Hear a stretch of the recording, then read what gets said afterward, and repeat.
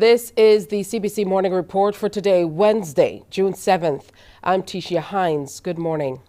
In our top story at this hour, the World Bank has raised its 2023 global growth outlook. This as the United States, China, and other major economies have proven more resilient than forecast. However, higher interest rates and tighter credit will take a bigger toll on next year's results.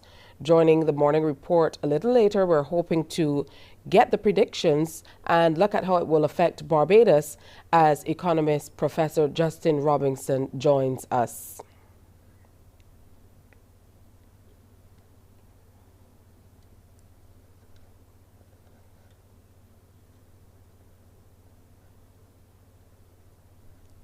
Well, hundreds of people are expected.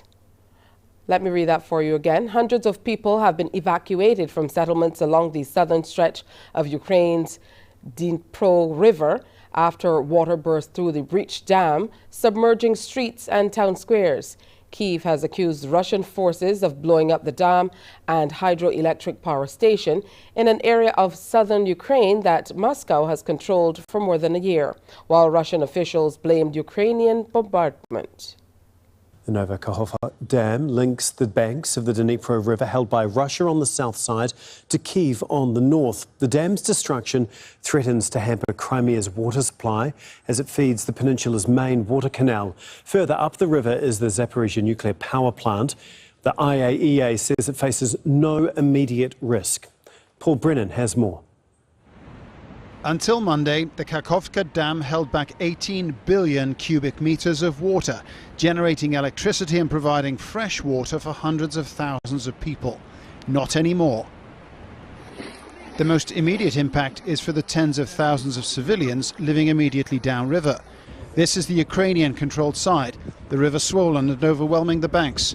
Residents of nearby streets evacuated from the rising waters. And a family pet, stranded and seemingly in shock, rescued by a passing patrol. I was evacuated from the flooded Antonivka village. Our local school and stadium downtown were flooded. The stadium was completely underwater and the floodwaters were reaching the school.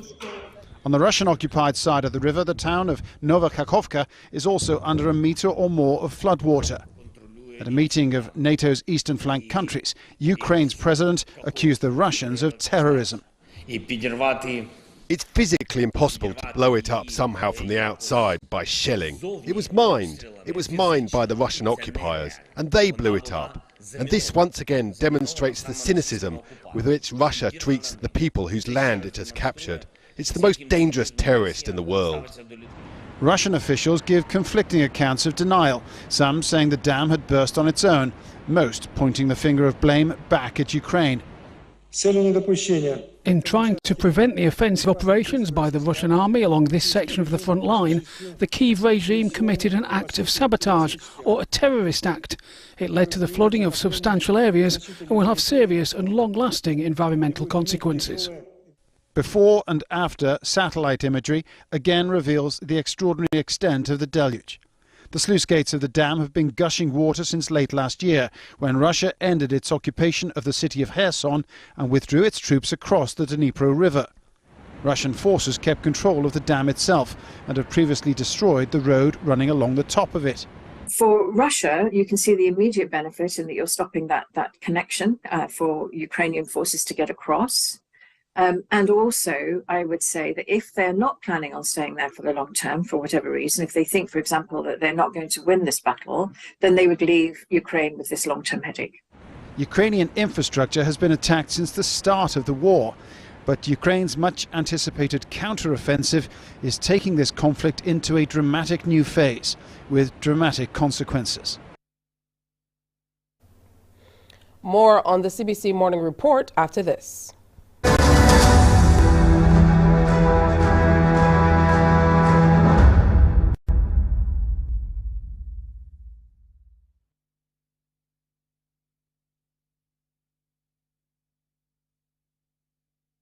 Because you love English Premier League, MCTV has got it back. Now you can watch all the games of the English Premier League plus UEFA and NFL on MCTV. Current customers can upgrade to Max Pack Extra at just $23. Call MCTV today at 228-6288 to upgrade or come in and sign up for our new service. Football fans, let MCTV get you back in the game.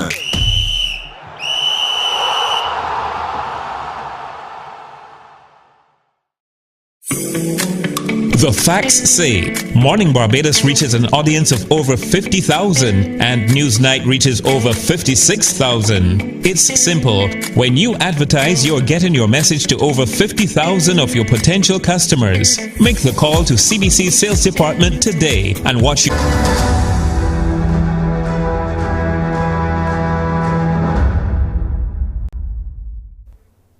Iran has unveiled its first ever hypersonic missile, which it says can penetrate missile defense systems and will give it a military edge. The United States, Russia and China, as well as North Korea, are believed to be the only countries to have successfully tested hypersonic missiles, which exact details of the weaponry remain scant.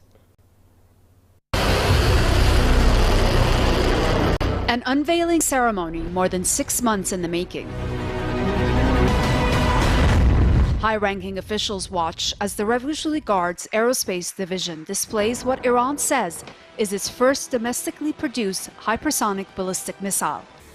Named Fatah, the missile has a range of 1,400 kilometers and a speed of more than 15,000 kilometers an hour. That's more than 12 times faster than the speed of sound. It's able to change direction rapidly and avoid most defense systems by traveling outside the Earth's atmosphere. President Ebrahim Raisi explained why Iran has developed such a weapon. It is for deterrence. We build this missile so that our enemies don't even think about any acts of aggression against us. This unveiling has a message of security for all in the region, not just Iran. People should know the level of security in the entire region has increased. Despite assurances and promises from the president to the contrary, this development is likely to increase tensions in the region. Iran's ballistic missile program has been under UN Security Council sanctions since 2006, a restriction that's due to be lifted in October as a result of the 2015 nuclear deal. That's when Iran will be allowed to buy and sell advanced missile technology. One of the most important characteristics of this missile is it can confront defense systems like that of enemies of Iran, like the US and the Zionist regime. Since they have very advanced defense systems, this could have a significant impact on the weapons the Americans are selling specially to regional countries. Iran's ballistic missile program is one of the biggest in the Middle East. It has more than 1,000 short and intermediate ballistic missiles that carry conventional warheads, but they can be converted to carry nuclear ones. That's something officials continue to maintain they're not seeking. While Iran says it has made significant gains in its defensive capabilities over the past 2 years, it's also sought to mend relations with certain countries in the Middle East, mainly Saudi Arabia and Egypt.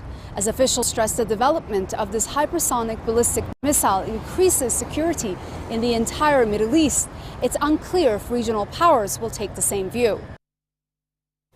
It's time now to preview what's coming up on Morning Barbados. Today we commence a brand new segment on elderly care that's sponsored by Caribbean Home Help.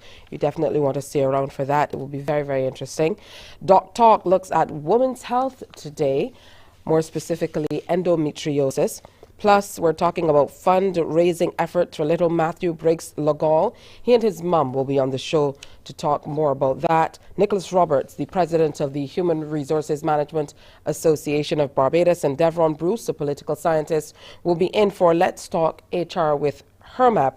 And, of course, we will bring you some more of the winners from the Roger Boys Elite Pro Classic 2023. That's all coming up on today's presentation of Morning Barbados, so stick around for that. But next, more news, sports, and a little weather. Stay with us.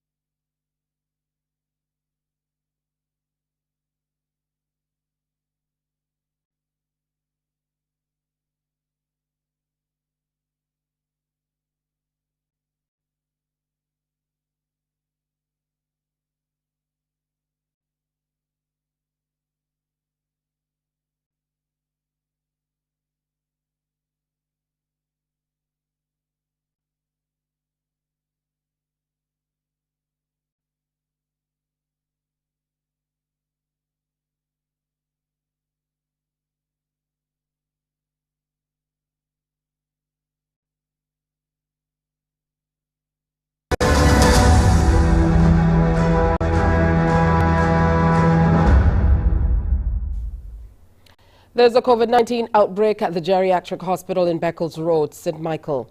The Ministry of Health and Wellness has advised that as a consequence, visits to Ward 6B have been temporarily suspended. According to the ministry, 4 patients have tested positive for the virus between Monday, May 29th and today. The ministry says it is closely monitoring the situation and measures have been put in place to control the spread of disease in the hospital.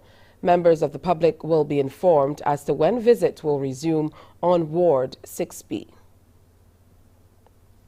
Chief Medical Officer Dr. the Most Honorable Kenneth George is confident Barbados can meet the December 2025 target to be trans fat free, which is one of the key responses to combat the non-communicable diseases crisis facing our island. Speaking exclusively to CBC News on his return from the World Health Assembly in Geneva, Switzerland, he revealed some of the plans to tackle the high incidence of NCDs here. Front of package labeling of foods. We believe strongly that Barbados can be trans fat free by December 2025 as a means to reducing deaths from cardiovascular disease. We have worked with the Ministry of Education with respect to the school nutrition policy. So I think there are some other big ticket items coming out of the NCD agenda. Dr. George also revealed the Ministry of Health will be working with the University of the West Indies Cave campus on a survey to get a more accurate picture on the level of NCDs in the population. Meanwhile, the CMO is looking forward to a major conference which takes place here later this month. It's the World Health Organization Small Island Developing States High-Level Technical Meeting on NCDs and Mental Health to be hosted on June 14th and 15th. We are hoping that the outcome of the SIDS conference will have concrete proposals that governments can take up and run with respect to not only investing in climate change NCDs, but providing the financial and human resources that are necessary to continue the fight in the long term. Local fast food chain Cheffette restaurants created quite a stir in Manhattan, New York yesterday. The online buzz before its arrival translated into thousands of people lining up along Bryant Park to savor the flavor. CBC's Wendy Burke has been following the story and tells us more. Take me to Cheffette. The local restaurant's old jingle was in full effect in Manhattan, where thousands of people stretched for blocks in a line leading to a fully branded food truck. Celebrating 50 years as a company, Cheffette has partnered with the Barbados Tourism Marketing Incorporated, BTMI, Export Barbados and JetBlue to make this lunch date possible. It was a welcomed opportunity for many Bajans and others from the diaspora, along with New Yorkers, to get a taste of the iconic restaurant's menu. On offer were rotis, wingdings, chips and pizza. Cheffette's marketing officer, Hillary Williams, said they anticipated lots of support, but today was tremendous. We're here at Bryant Park, New York City for the Cheffette pop-up food truck event alongside the BTMI, Export Barbados, Cheffette Restaurants and JetBlue. There's a lot of action happening here today. The food is flowing, the rotis smell delicious, and someone has actually recently just won the first free flight compliments of JetBlue straight to Barbados. So we're so thankful for the turnout that we have here today, and we cannot wait to head to Copley Square in Boston this Thursday. UC Skeet, director of the BTMI USA office, told CBC News that it was about more than the food. The interest sparked is expected to generate more visitor traffic for the Food and Rum Festival as well as other events. It is known that JetBlue is New York's hometown airline. So I think the strong affiliation with JetBlue on this promotion and the fact that they're seeing that they have these multiple options relative to flights out of JFK to Barbados has been really encouraging. We've also seen already for the day individuals who work in some of the office buildings here in the city where we're located across from Bryant Park, who've come down specifically to get more information about the destination. But we've actually had an employee from one of the financial institutions here who's already reached out to our travel agent partner about a group for the Food and Rum Festival. So we are really seeing this partnership with JetBlue and Barbados paying off significantly. Wendy Burke, CBC News. Good news. In neighboring Belize, a 3-year-old was injured after gunmen opened fire on a family on their arrival home. His father was killed in the incident, as we hear in this 7 News Belize report. This is 3-year-old KJ Usher's head after a bullet from an assault rifle grazed it, coming within millimeters of taking the child's life. He survived because his mother rescued him as his father, Curtis Usher, ran for cover under a furious hail of gunfire. 21 expended 7.62 shells, the kind used in assault rifles, were found. He's good. He's strong. He want me sweet papas. Yeah, Miss Fipa. Jasmine Williamson was Curtis Usher's common law. She was trapped in her car as an ambush of her partner and son played out before her eyes. No, absolute shock. He mean the world to me. He not my G. We hang every day. We always there together. Yeah, just to come out of the car when we hear the bushes and him down there, up here with the baby. And when we hear the bushes, we look. At the same time, I step out and I just see this person come out and start shoot up. And I just get back in the car, close the door. But the baby stay out there. So I had to come out of the car and come grab the baby and put her in the car with me. I just see my boy run the back of the house. Boy, I never know him. No, I never know whether if he can get hurt or so.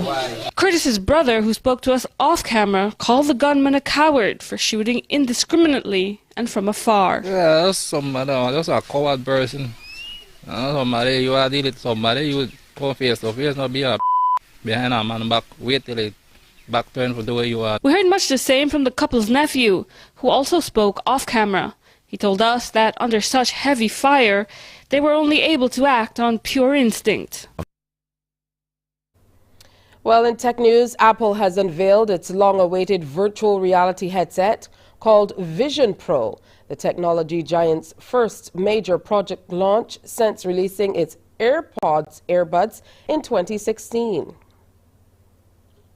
The Vision Pro device is designed to allow users to immerse themselves in fully virtual spaces, but also in augmented reality, which projects digital images over the real world. Other companies have been here before, perhaps most notably Facebook parent Meta. It's lost $30 billion on its so-called metaverse project, but it's still trying. It's released its latest generation VR headset last week. There have been many other attempts and failures over the years. Apple is banking on the Vision Pro's augmented reality capabilities to help it buck that trend. It will be released in the coming months at an eye-watering price of $3,500. Well, Hartley Charlton is a senior editor with MacRumors.com. That's a US website that focuses on Apple news and rumours. He joins us from London. Thank you very much for being on the program. I guess, first of all, Apple is claiming that this is a new era of technology, a bit like the Mac or the iPhone release. But is this really a revolutionary product like those were?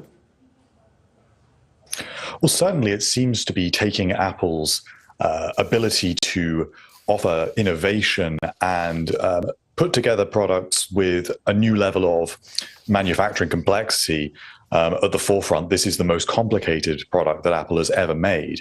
And it is showcasing effectively everything that the company can do when it puts all of its resources toward this. Apple has been spending $1 billion a year just developing the device. And well, they're certainly selling it for a lot, $3,500 US. I mean, when that figure was announced at the launch, there was an audible gasp from those in the audience, and a few people started laughing. I mean, that is a very high price for this, especially against some of what else is already in the market. Well, while Apple is presenting it as a mass market product, it isn't in reality meant to be one. This is a device that is intended primarily for enthusiasts and to test the market, to test that innovative technology at this early stage. But crucially, it's the software behind it, which Apple is calling Vision OS, which is designed to serve as this platform to iterate on over a number of years. Because the long-term goal here is not this Vision Pro device.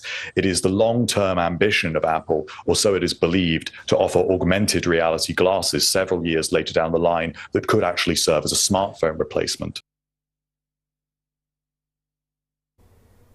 Time now for a look at sports. West Indies have sealed their 3-match one-day international series with the United Arab Emirates by taking yesterday's second match by 78 runs in Sharjah. Winning the toss and batting, openers Brandon King and Johnson Charles laid a strong foundation of 129 for the first wicket, as King made 64, inclusive of 4 fours and 4 sixes, and Charles 63, including 8 fours and 3 sixes. For UAE, Zaur Khan took 3 for 44. In reply, UAE fell short on 278 for 7. Kaveem Hodge taking 2 for 46 and Roston Chase 2 for 49. Here's a look at that innings. Oh, brilliant. The skipper.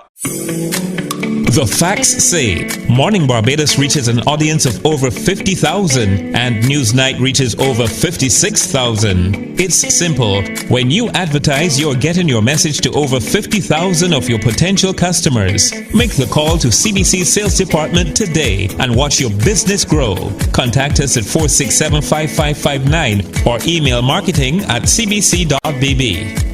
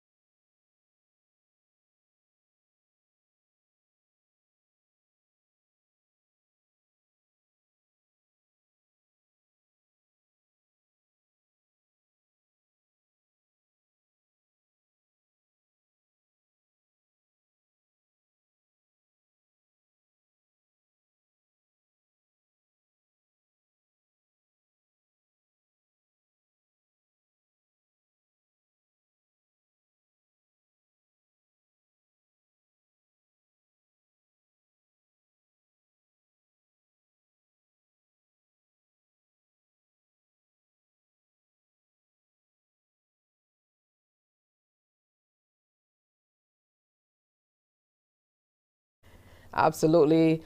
Good news. The third and final ODI is set for Friday, so make sure you tune in to see what's happening with that. Well, we've come to the end of the morning report. Before we go, let's take in the weather, though. The barometric pressure today stands at 1014.8 millibars.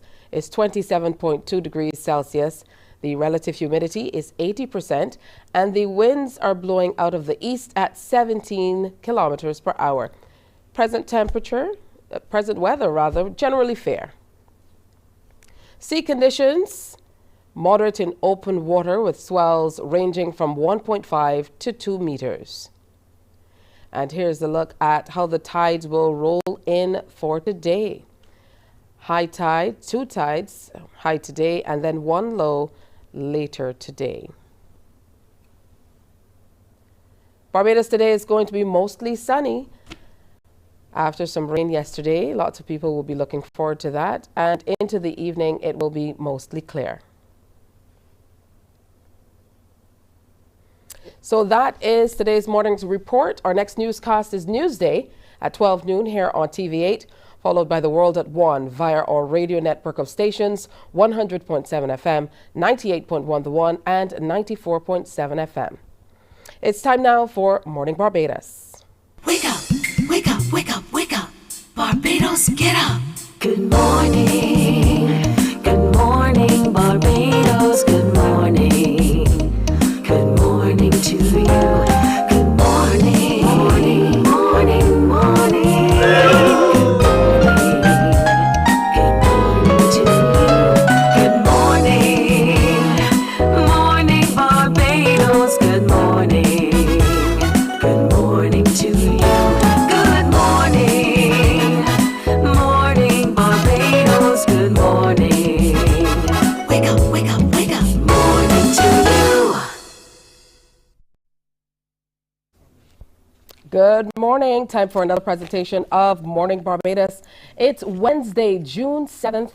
Wonderful to have you in company on this day. I'm Tisha Hines. I'll be here with you until 8 o'clock this morning. Certainly hope you had a good evening, a good night's rest, and you're ready for everything the day has to offer. Now, we have quite a few things to get through, so we're encouraging you to stay with us for the period. But if you can't, remember we're online. You can go look at the presentation on YouTube after the fact.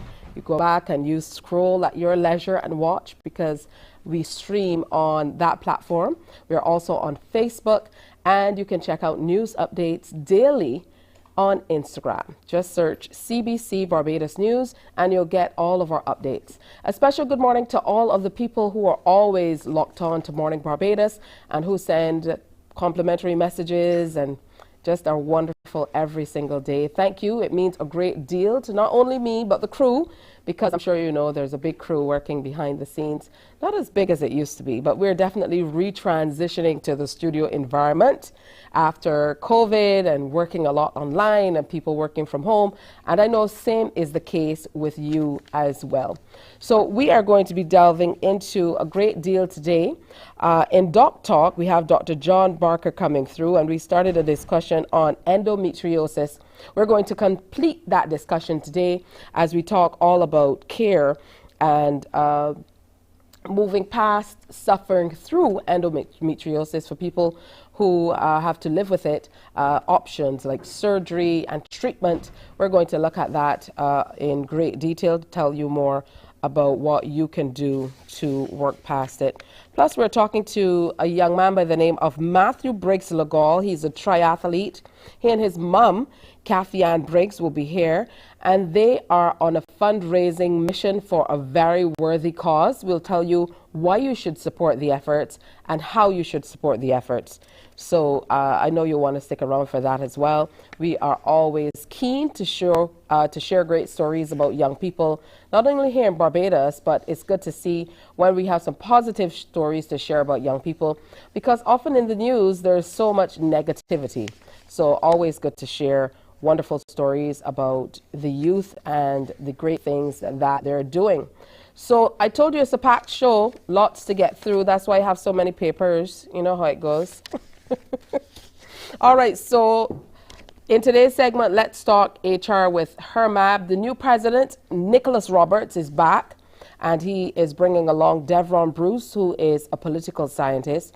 We're looking at public sector management and human resource development and where they intersect and why it might be a nice career move for you, depending on what you're looking to do, because there's lots happening in the public service, and we've been hearing about public service reform for many, many moons. What does it mean? And Is there reform coming? Has it happened? What's going on? So all of those questions and more we will be hoping to answer for you. And if we don't get through all of them, of course, you can listen out on another presentation to find out more. Plus, last weekend was the Roger Boys Elite Pro Classic, and we've been having the winners come on through. Today is no different. We have Michaela Gigi Farrier, the bikini fitness up to 164 centimeters class winner. She is Barbadian, and she was here before the competition, so it will be wonderful to have her back with us. Carolyn Bell, also known as Tinker Bell, she got her pro card last weekend. She's going to be in to share with us too. Plus Kimberly Percival, the IFBB Elite Pro Bikini Fitness Champion 2 times over, is going to be here as well. So today is a show definitely for those bodybuilding and fitness enthusiasts and those of us who just love to enjoy the work that they do. That's all coming up today. Now, all week we've been telling you about a new segment that we're introducing, and it's timely, it's relevant, and I know you will want to listen into it, participate, be a part of it. It's brought to you by the Caribbean Home Help Agency. And we'd like at this time to welcome Paul Marshall of Caribbean Home Help, as well as Natasha Walks, also of Caribbean Home Help.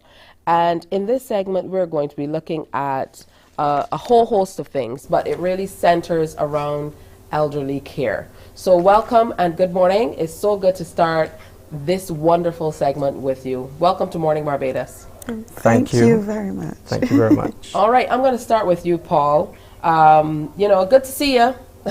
I used to see you every day. Yes. Yes, the children went to school together, and now they're in different places. But we're here for a very, very worthy cause. We're talking about elderly care, and I've had a taste of that myself. Sometimes I don't believe we can truly anticipate what you really have to look at. Even as younger people, sometimes we don't think ahead in planning, in how we build our homes, in how we prepare for retirement.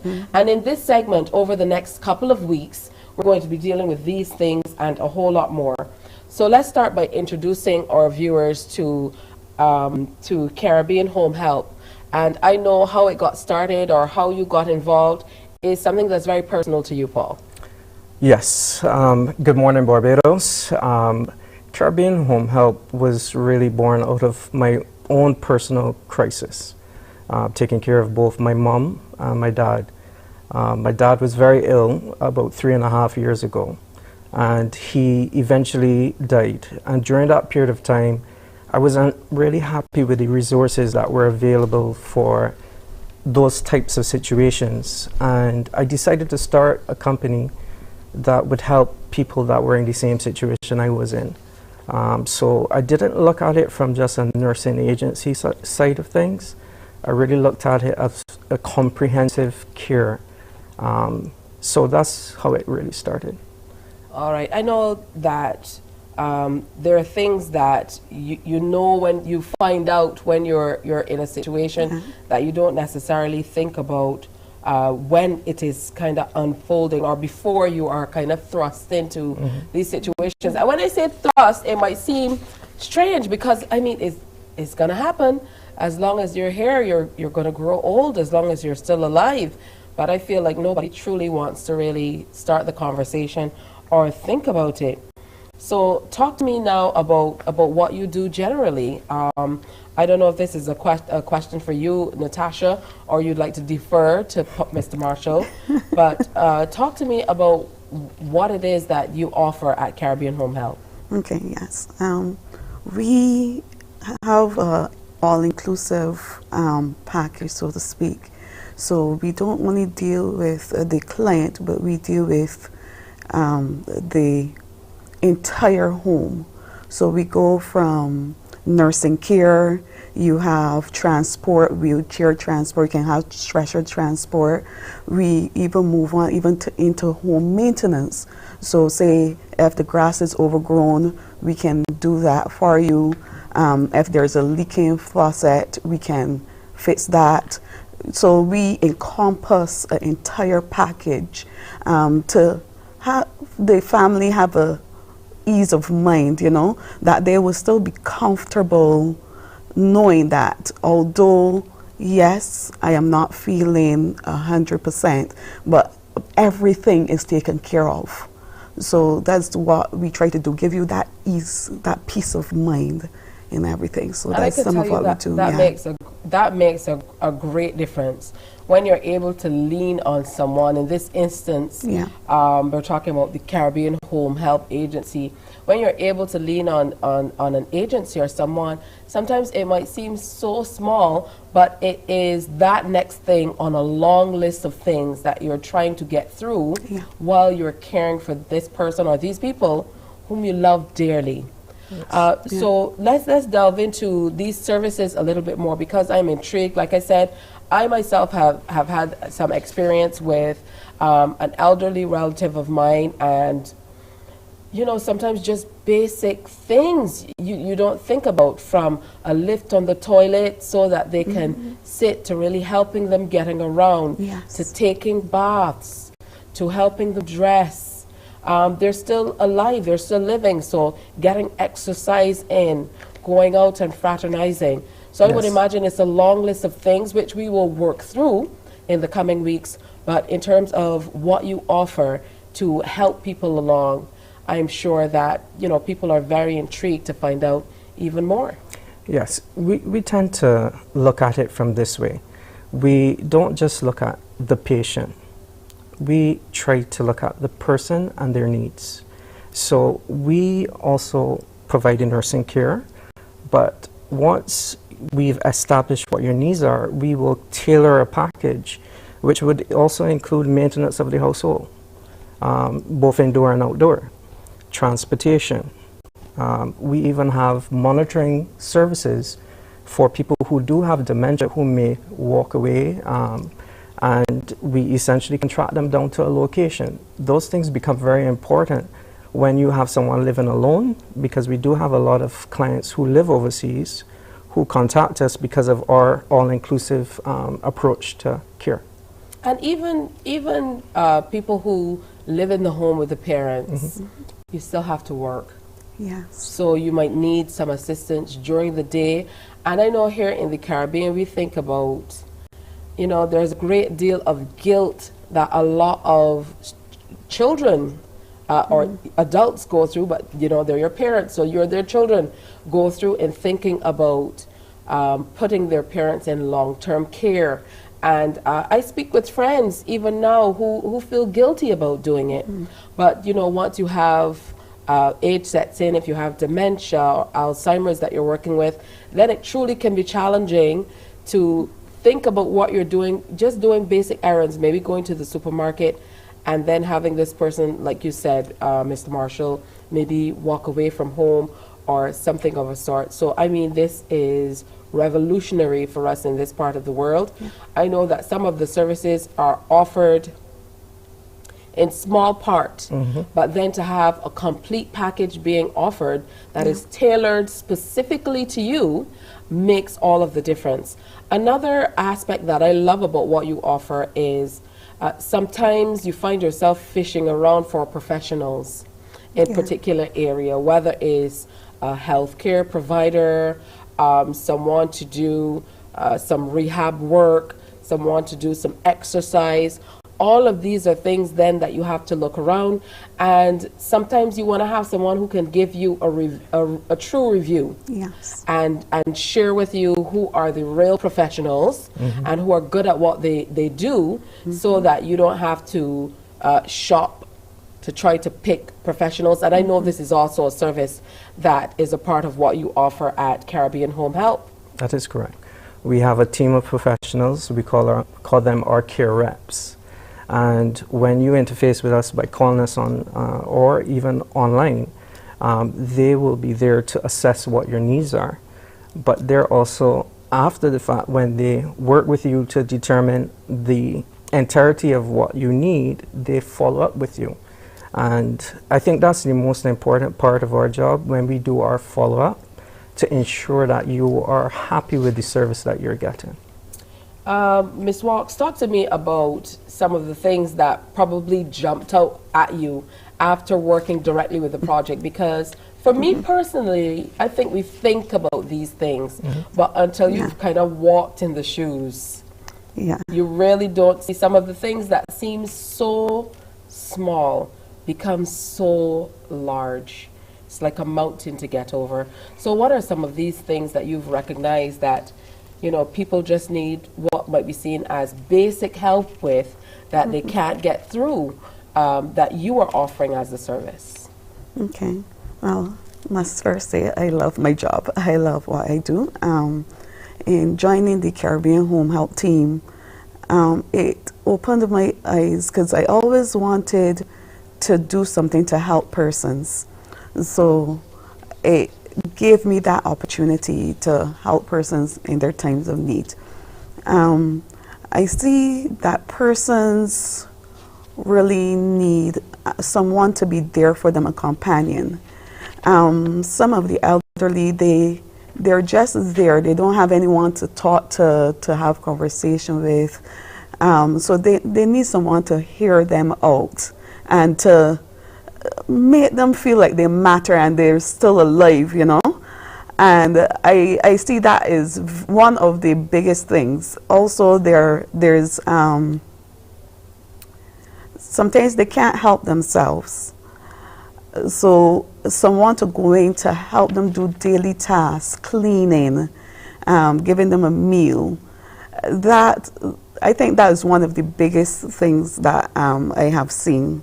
Just someone just to be there, to show them that they care and that they still feel like they're human, you know, and not that I'm just here by the wayside.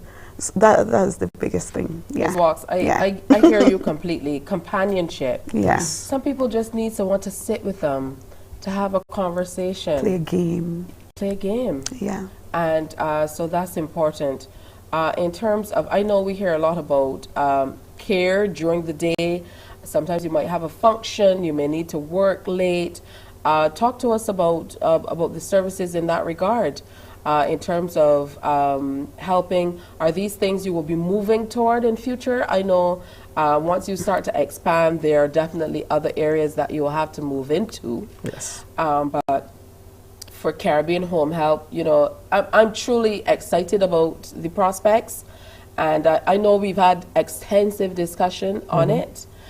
So I'm really excited about where we can go, and I think it's so needed, not only here in Barbados, but across the region. And I know you are reaching out so that you'll be able to assist people not only here in Barbados, but across the world, across the Caribbean as well. Who knows, maybe in the world too. Yes. We have a quite open mind because we're here to provide services based on the needs of our clients. So there is possibilities in the future that we will have a facility. But right now we're focused on keeping people comfortable at home. And right now, yes, we operate both in Barbados and Trinidad. And we've been operating in Trinidad for the last 2 years. So we do have some interesting new announcements to make. We can't make them at this time. Yeah, we definitely will be talking about it. But I'm going to make sure that I stay on Paul so we can talk about this. This is a conversation that we need to have not only about our aging parents, but we need to have a conversation with ourselves because we're going to be delving into topics, everything to do from, you know, moving your body and exercise to thinking about the way that you build that dream home and how that can take away from you aging comfortably in future. So we know there are a number of needs that the elderly have, you know, just like the rest of us. And I think companionship and aging gracefully are at the top of my list. We want to make sure that you take care of that. And Caribbean Home Health, they are definitely here to help with that. So healthcare, they have professionals that they work with. You don't have to worry about that because they're going to make those connections with you. I know, Ms. Walks, you mentioned some social connections. That's very important. We're going to be talking about financial security and some of the ways that You can help your parents or elderly people in your lives, or you can help yourself if you're living alone. Of course, being safe and making your house accessible. Yes. That's something else we're going to be looking at over the time. Mental health support, tying into the companionship too, is very important. I love that you're providing transportation. Very, very important. Sometimes I feel so bad driving along, especially since we don't have sidewalks and so on. So, you know, what people forget is at some point in time, we talk about the disabled, but as we get older, accessibility is going to be an issue for everybody. Even to step upon, you know, something, you know, this high could turn out to be a challenge. Yes. So we have to look at the built environment, not only what we are doing on a personal level, but what's happening around us. So overall, it's important to recognize the needs of the elderly. And we have here in Caribbean Home Help a team that's willing to work with you on whatever your needs are and what you expect to do. So final word from you, Mr. Marshall, on, you know, what you've been working on over this time. Again, very personal, and you know, when a business is born out of need, I find it builds your passion, and it really and truly connects with people on a level that you can't describe. So final words for you. Well, I just want to let everyone know that during these segments, we want to deal with some of the challenges that many of you may be facing. And the intention is to make sure that we bring our professionals here to assist you with any of those challenges. And you can always reach out to us via our website, CaribbeanHomeHelp.com, or you give us a call at 629-4251, and our care professionals are there waiting to assist you. Thank you. Thank you very much, Tisha. All right, so they're going to be back. We're going to do this segment every week. And I heard you, Miss Walks, when you said, she closed her eyes when she said, I love my job. You know, and that's wonderful to see people doing what they love. So we want you to remember that, you know, they're taking a multifaceted approach to addressing some of the requirements in a comprehensive way. And we've laid out some of that for you, but we will be sharing more in time to come. Thank you so much, Paul Marshall and Natasha Walks of Caribbean Home Help. Remember, you can call them on 629-4251. Website is CaribbeanHomeHelp.com, or you can email CSR@CaribbeanHomeHelp.com. They're our partner for this new segment for the next couple of months. So we'll tell you more as time goes on. We're going to take a break and come on back on Morning Barbados. Stay with us. Caribbean Home Help is a regional nursing agency built on the promise of a consistent and reliable service, where compassion is always at the center. Our in-home concierge services are a great solution for you and your loved ones. From companionship and specialized nurse care to household chores, errands, handyman services, or playing your favorite game, or someone to share a cup of tea and conversation. Let us empower you to start living the quality of life you deserve. Give us a call today or visit CaribbeanHomeHelp.com to get started.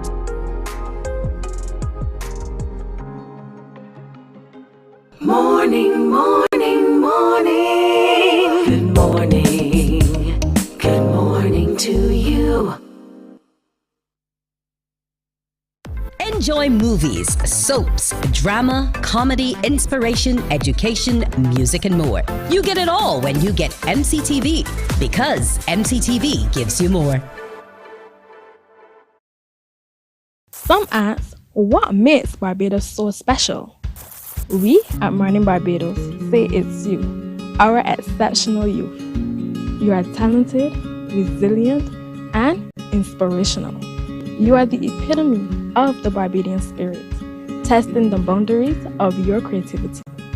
If you are an entrepreneur, artist, baker, designer, author, or have done anything you think should be highlighted,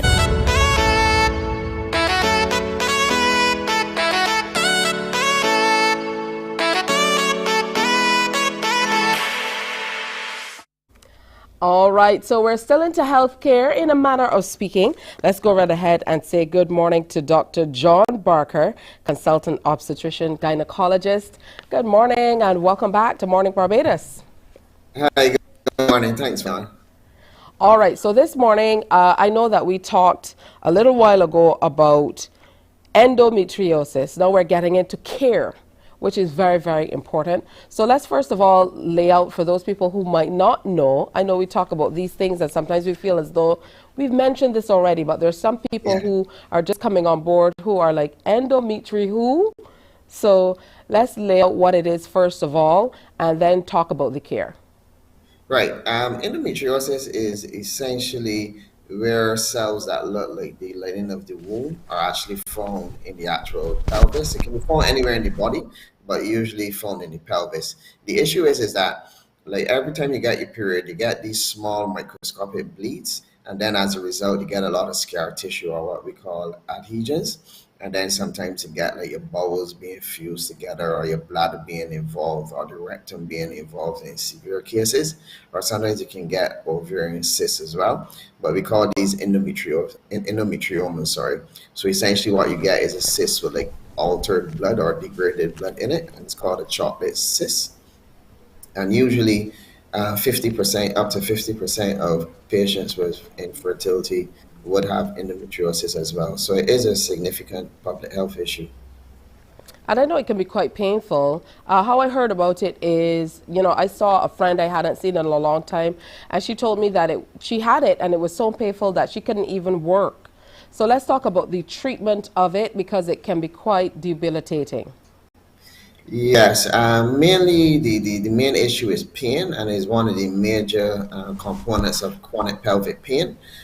So in any gynecological patient or any female that comes to a gynecologist, endometriosis should be at the top of the line in relation to chronic pelvic pain, in addition to like previous infections which can cause adhesions, or sometimes it can have bladder issues, or sometimes it can have what we call irritable bowel syndrome. Now, in relation to the pain has a lot of effects, and not just physical, but sometimes psychological. Most of the patients, at least 95 to 100% of patients that I see, would need some sort of psychological assessment by our psychologists. In relation to medications, they can go from a simple analgesia, from like paracetamol, ibuprofen, or Voltaren. You can give the oral contraceptive pill and other hormonal modalities for the pain, or sometimes surgery might be the only option to actually relieve the pain. All right. What are some of the advances in terms of care? And Right. you know, at what point do you decide, okay, this has to be surgery? I would imagine it comes after a series of consultations. Yeah, unfortunately, the average time to get diagnosed properly, it can take up to 6 to 8 years from first presentation. So that's why it's vital for patients to see the correct people from the beginning. So at least that time frame actually comes down. Now, in relation to oral medication, if a doctor sees, we do the examination ultrasound scan, more than likely they may be normal unless you have some ovarian cysts, or sometimes you can do an MRI, which can show severe disease. But if all those are normal, you can start the patient on the oral contraceptive pill, which can be anyone. The gold standard would be Voisin, which has been shown to decrease pelvic pain. However, 6 months to a year, if there's no actual improvement or very little improvement, then that would be your time for surgery. Now, in relation to standard of care, the gold standard would be endometriosis center or specialist endometriosis clinic, whereby the main focus of that clinic is for endometriosis patients. We run a clinic like that. I think it's the only one in the Caribbean, Barbados and Caribbean, to name it. And then it would be offered in the context of a multidisciplinary team in relation to severe disease, which has shown to improve the outcome in relation to pain. pain and actual other fertility issues. All right, now once we get to the place where you have to make a decision for surgery, sounds as though this care center that specifically caters to women who are suffering through endometriosis is the place that you will want to contact. So what's the actual procedure like, or does it differ depending on what the needs are? Right. Ideally, the gold standard for any operative procedure for endometriosis should be keyhole surgery, or what we call laparoscopic surgery. And the actual procedure, depending on what it is, should be laparoscopic excision of endometriosis versus laparoscopic ablation. Ablation is essentially what it says, which is whereby you use an electric current just to buzz or burn away the endometriosis deposit. The problem is that if you have a deep deposit, it doesn't actually destroy the endometriosis. So just the surface that you destroy. So if you actually excise it, you actually cut it away. And that in itself is a completely different skill set to normal ablation. Usually the excisional surgeries last from 2 to 5 hours, depending on exactly what we are doing, whereas the ablation might be no longer than 45 minutes. So it's a different in relation to treatment. And the reason for that is because of all the structures where the deposits may be, and that's why it takes that long. In relation to patients, we've done about 75 patients in relation to laparoscopic excisions. What they will tell you is that the pain that they have after the surgery will be from the actual incisions, but in relation to the pelvic pain that they had before, that is usually gone or very significantly decreased. So in relation to the outcomes, you'll have at least a 98% to 99% improvement in your symptoms. That is an excellent, prospect. 98 to 99% improvement. Yes, and that's on my make data. a world of difference. Pardon? And that's on my data. Oh, that's absolutely excellent. I want to thank you so much, Dr. John Barker, for sharing with us as always. I know there are always people suffering through various, various viruses and various conditions, and it's always good to present them with options. So it's great to hear about that endometriosis center, and it offers multidisciplinary care, which is very important because sometimes we can have these conditions layered.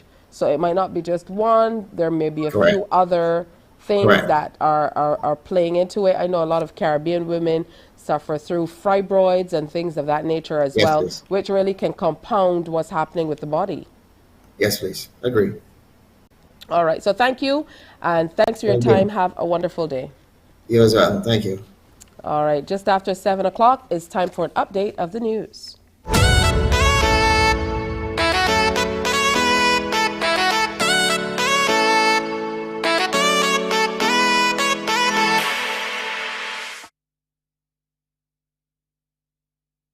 Some ask, what makes Barbados so special? We at Mornin Barbados say it's you, our exceptional youth. You are talented, resilient, and inspirational. You are the epitome of the Barbadian spirit, testing the boundaries of your creativity. If you are an entrepreneur, artist, baker, designer, author, or have done anything you think should be highlighted, email us at morninbarbados@cbc.bb. Let us show the world our exceptional Bajan youth. Books open your heart, your mind, and your soul. They are educational, entertaining, inspiring, and motivating. Are you an author of a recent book you want to share? Then Mornin Barbados would love to feature your book in our The Next Chapter segment. Send us an email to morninbarbados@cbc.bb. That's morning without the G. Come and let us turn those pages together. Because you love English Premier League, MCTV has got it back. Now you can watch all the games of the Morning, morning, morning. Good morning. Good morning to you. It's time now for an update of news, just about 2.5 minutes after the 7 o'clock hour. The entertainment community in Barbados is mourning the loss of one of the island's greats. Winston Carlisle Yearwood, affectionately known as Cassius Clay, has died. CBC News understands he passed away this morning in hospital. Cassius was known in many fields, from entertainment with his band, The Generation Bridge, as he performed on many stages locally and overseas as well. His Sweeter Than Snow Cone hit was released in the 1970s.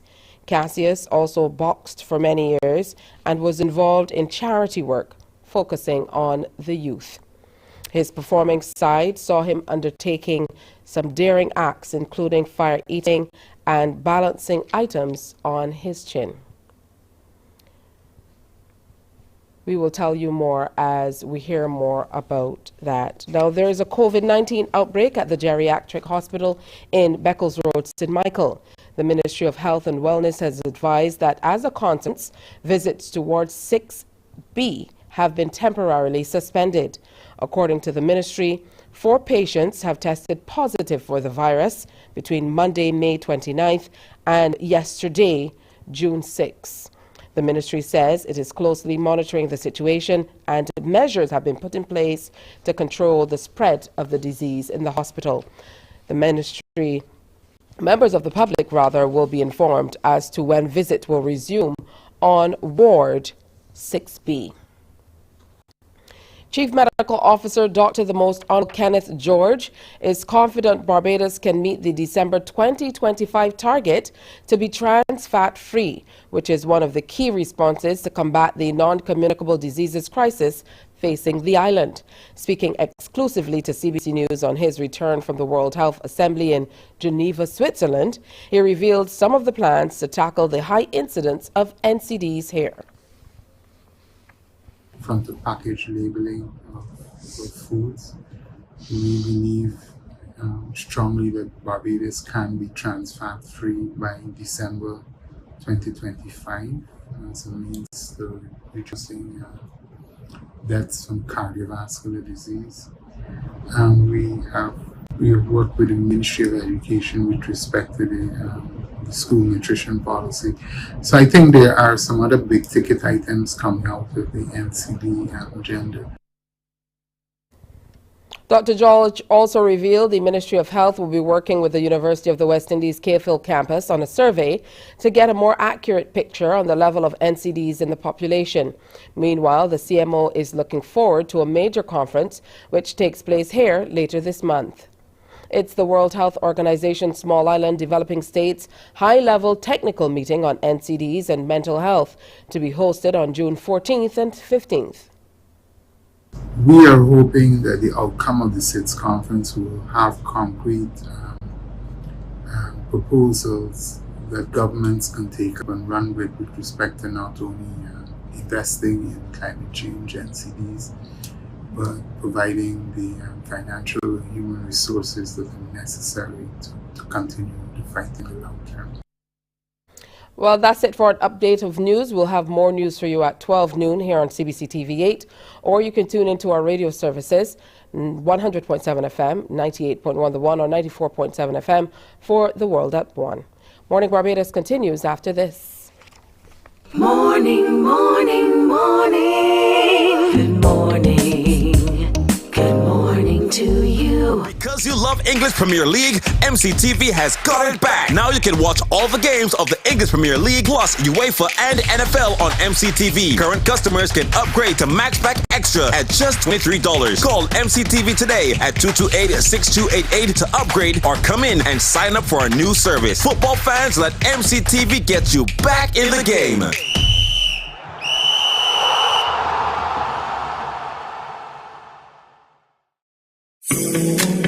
The facts say Morning Barbados reaches an audience of over 50,000 and Newsnight reaches over 56,000. It's simple. When you advertise, you're getting your message to over 50,000 of your potential customers. Make the call to CBC Sales Department today and watch your business grow. Contact us at 467-5559 or email marketing@cbc.bb.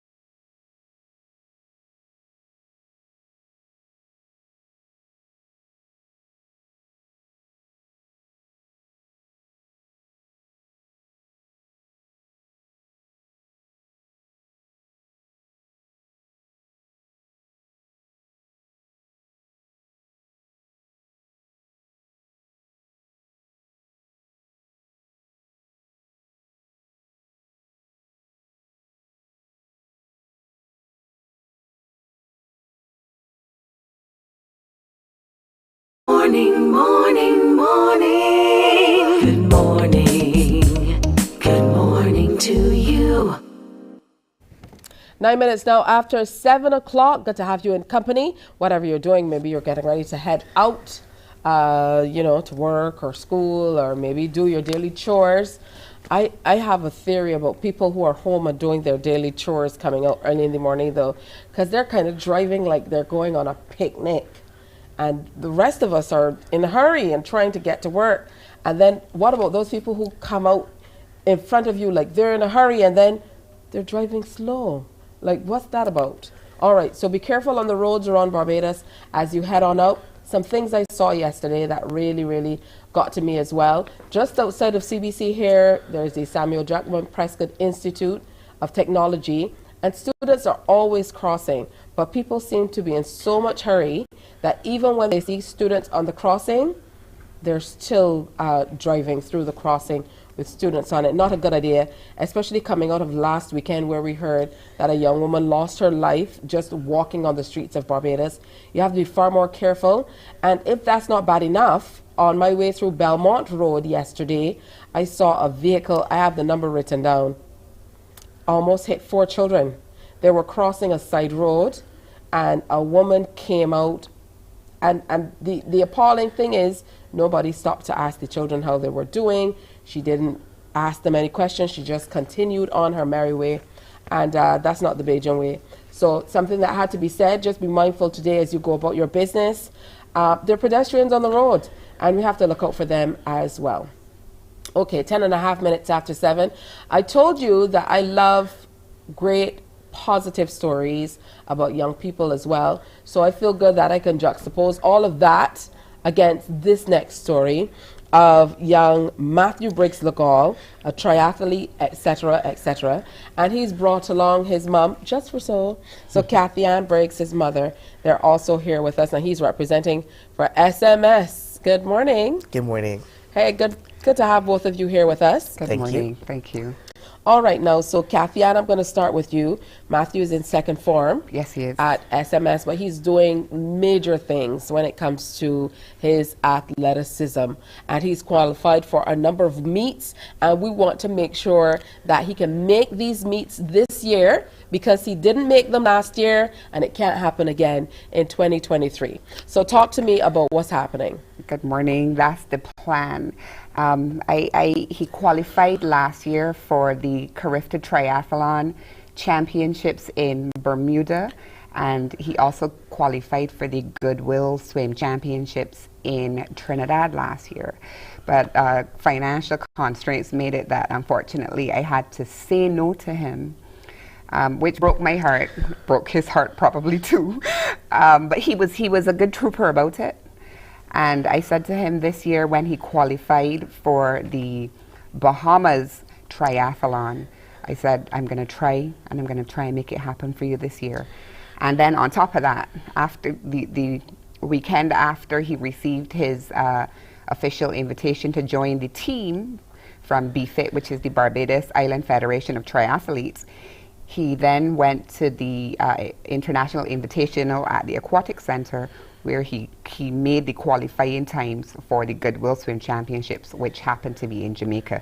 So we haven't received an official word from the Aquatic Center as yet, but our fingers are crossed that we expect that he will be joining the Barbados team.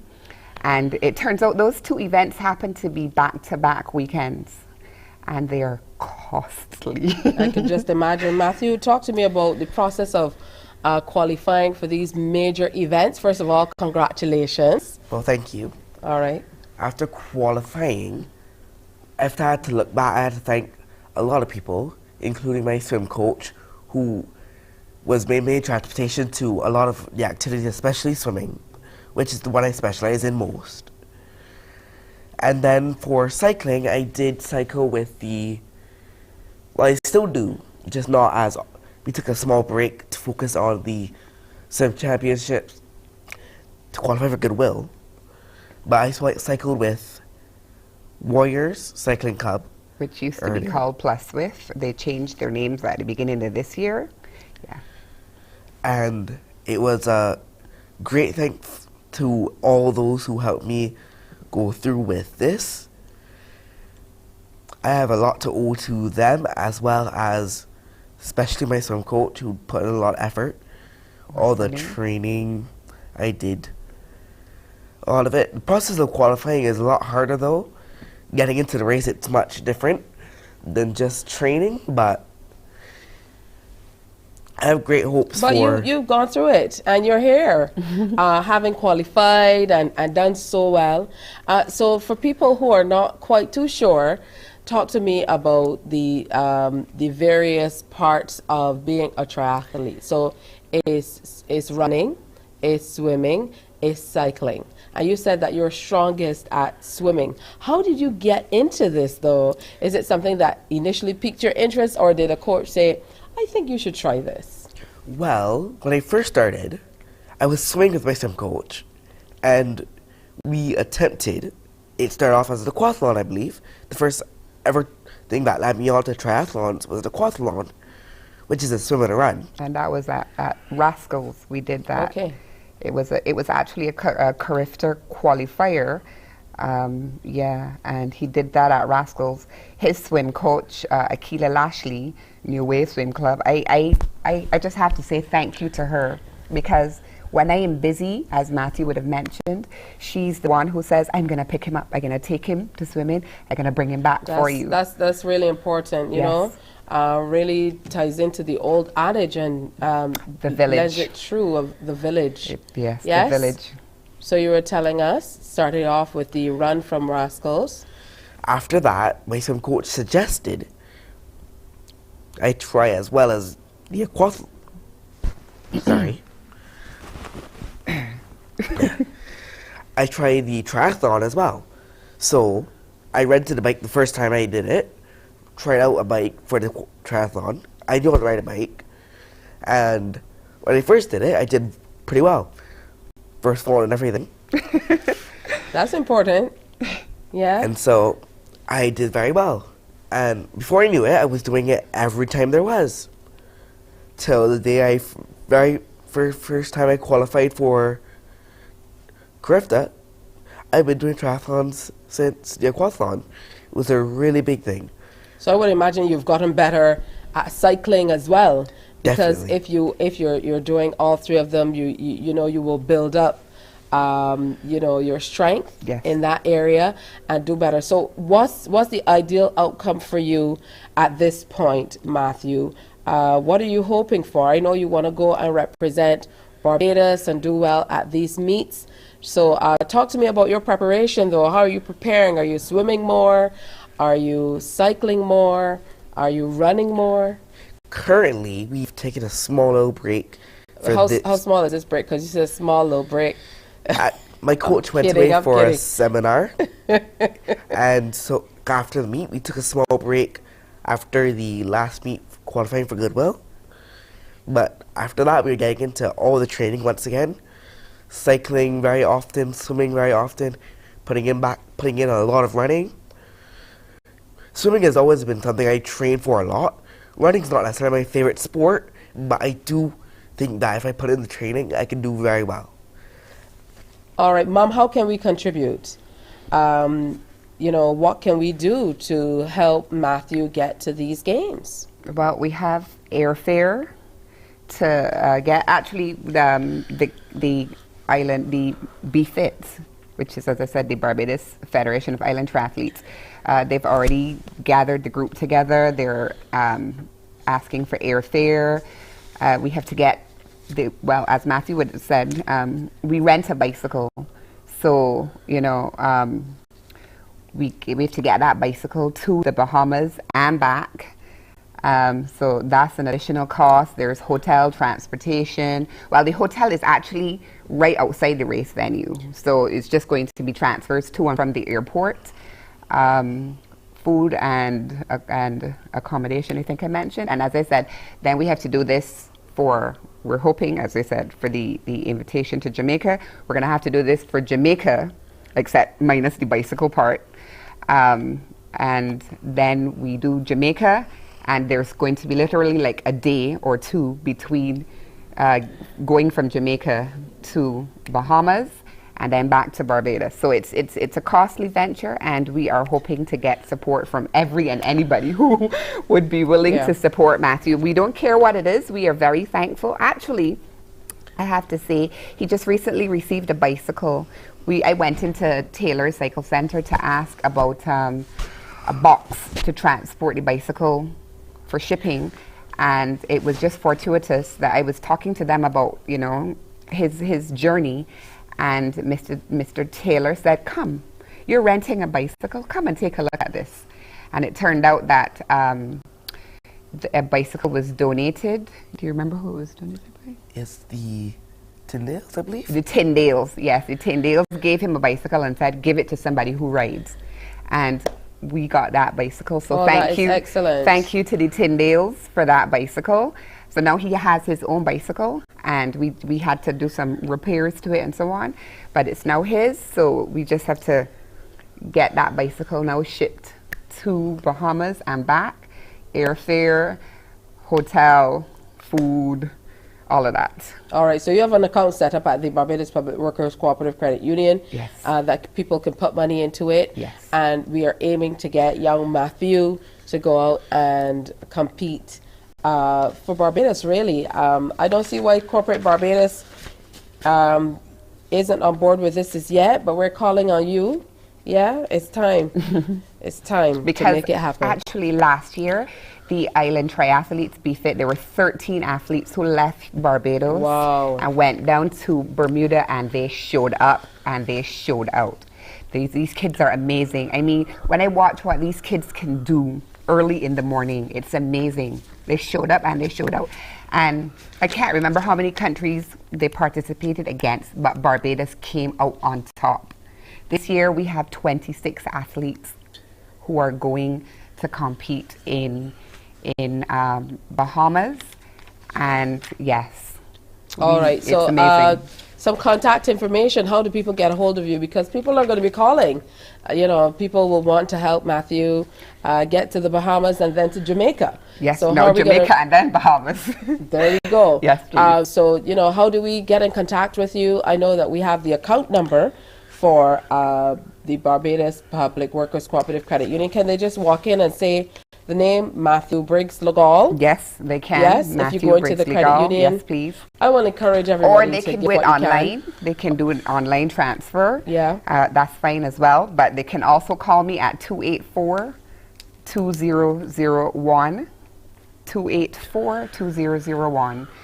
We will, as I said, we will appreciate all the help we can get. We have been blessed with a lot of family support and friend support, and now we just want that financial support so we can get him to Jamaica and then on to Bahamas.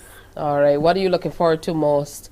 Is there any particular aspect of the competitions that is kind of piquing your interest more than other areas? You're right. Yeah. So the most intriguing thing probably will be the recycling. All right. Okay, I'm going to let you, you know, take a little break. He needs a little bit of water. So we're going to wrap it up. I want to thank you so much, Kathy Ann, for coming in, Kathy Ann Briggs. And I love it when Mama Bears kind of take the bull by the horns and say, look, this has to happen.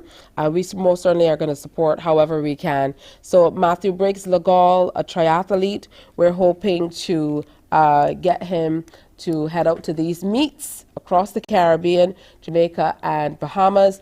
And again, at the Barbados Public Workers Cooperative Credit Union, the account number is 162908. So you're just going in and asking about him. You're just going to call the name and they're going to tell you Matthew Briggs Legal is the name. Corporate Barbados, let's show up and show out as well, all right? Let's take a break here and come on back with more on Morning Barbados. Stay with us. Morning, morning, morning. Good morning. Good morning to you.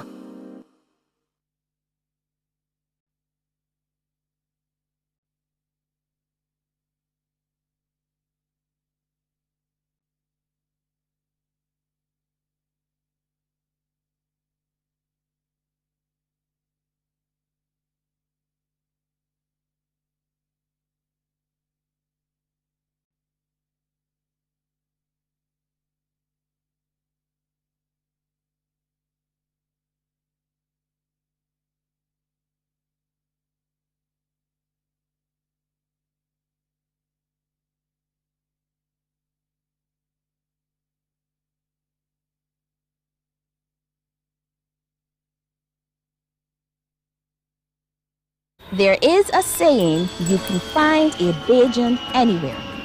Are you a Bajan living abroad? Or do you know of one who has migrated to another country? Well, we at Mornin Barbados would love to have you or them on our Bajan Affair segment. Share your amazing stories, experiences, and how you... Morning, morning, morning. Good morning. Good morning to you. Well, it's time to talk HR with the Human Resources Management Association of Barbados. So let's go right ahead and welcome Nicholas Roberts, who is president of HERMAB, along with Devron Bryce, who is a political scientist. Today we are talking public sector management and human resource development and where the two intersect. So good morning, gentlemen. Welcome. Hey, good morning. Good morning to you, Tisha. Good morning to your audience, and good morning to you, Nicholas. All right. Good morning. So good to have you with us. Now, public sector management. I know a lot of the times over the years we've heard about public sector reform and public sector management. What makes public sector management different from general management? That for you, Nicholas. So public sector management is a very interesting beast. It deals with the mechanisms and the systems that are put in place to control or direct the systems within the public sector or the civil service as we know it. So these deal with how finances are paid, how government workers are trained, how if we go into a government entity, how it is that they run. And you so rightly said, I often made the quip that I've been hearing about public sector reform from the time I was a kid. I know I'm in my 30s. So all of these things come into play in terms of how the public sector is run, in terms of many different systems and many different frameworks are put in place to ensure its accessibility. And I'm sure Devron would have his own perspective on how it is that those mechanisms have come into place over the last few years or so. That's right. So Devron, we defer to you on answering that question as well. Lay out the differences for us in terms of the approach to public sector management. Well, I would say there are two key areas that are of concern or interest when it comes to public sector management, and that would be the management of employees and the management of finances. So within the Barbadian context, you have two major pieces of legislation. The Public Service Act from 1976, I believe, that was revised in 2007, which deals with issues that relate to employment. So things like pensions, things like appointments, things like promotion. How do you deal with issues of severances and grievances in the public sector? And then you have the Public Management and Financial Act, which now deals with the financial aspects of public management. So ensuring good governance when it comes to finance, and when it comes to expenditure, when it comes to budgeting, when it comes to things such as transparency and how your money is being spent and whether it's being spent effectively. So those would be the two key areas, or two pieces of legislation, I should say, that govern the public sector here in Barbados. All right, so let's talk now, Nicholas, about the different approach in human resources management when it comes to the public sector as opposed to the private sector. So as I mentioned earlier, the public sector has been known, and not just in Barbados, the world over, in terms of being very bureaucratic and having a lot of red tape. And that has led to sometimes mechanisms not working as they should. And even though within my substantive job or my day-to-day job, working with many different public sector entities, I've realized that those mechanisms are in place and those systems are in place because they have a reason for doing so. So sometimes you can see, or from being someone that works on the front end or someone that interfaces with a government entity, it may seem as if things happen a bit slower than they tend to, but there are systems working in the background for the protection of us as citizens. And with that being said, things have been happening over the last few years in terms of increasing the efficiency or the efficacy of the public sector. So we've been seeing public sector reform, and as you said, it's come to the forefront. And I think it's really come to the cusp in terms of how the government has been working to improve those said mechanisms. So we're seeing, for instance, in terms of training and development, it was once called the Training and Development committee or association that dealt with the training of civil servants or public servants. Now it's being rebranded as the Learning and Development Directorate, LDD. And the government has taken a more strategic approach in terms of how they're training their civil servants, and they're making sure that public servants can meet the needs of the 21st century, both as an employee and servicing the general public. And then also in terms of performance management, you're saying that the public service is taking a private sector approach in terms of how it is that the work of workers is measured, because what is measured gets done. And we were saying that there are performance systems in place. So they have something called the PRDS, the Performance Review Development System. And that has been put in place in terms of measuring how it is the civil servants are working. So there are many different mechanisms that are being pulled from the private sector to improve the mechanisms within the public sector to ensure that efficiency is being improved upon. Now, I know in the public sector, there are a number of complex policies and regulations that can add to this bureaucracy, this red tape of sorts that you talked about, Nicholas. And this can really add to what you can do in human resources management, everything from talent acquisition to retaining your top performers who might be moving out because of this red tape, feeling like they're not able to get anything done.